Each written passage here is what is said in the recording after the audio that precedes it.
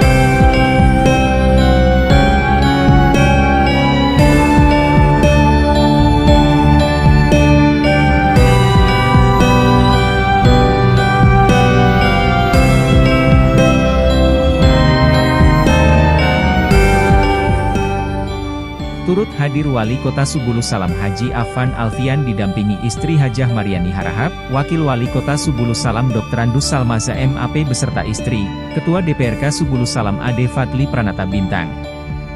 Dandim 0118 Subulus Salam Letkol Infantri UN Wahyu Nugroho beserta istri, Kajari Subulus Salam Supardi SH beserta istri. Ketua Mahkamah Syariah Subulus Salam Junaidi SHI beserta istri. Wakil Ketua IMPU Kota Subulus Salam Dr. Andus Sarkawi Nur dan istri.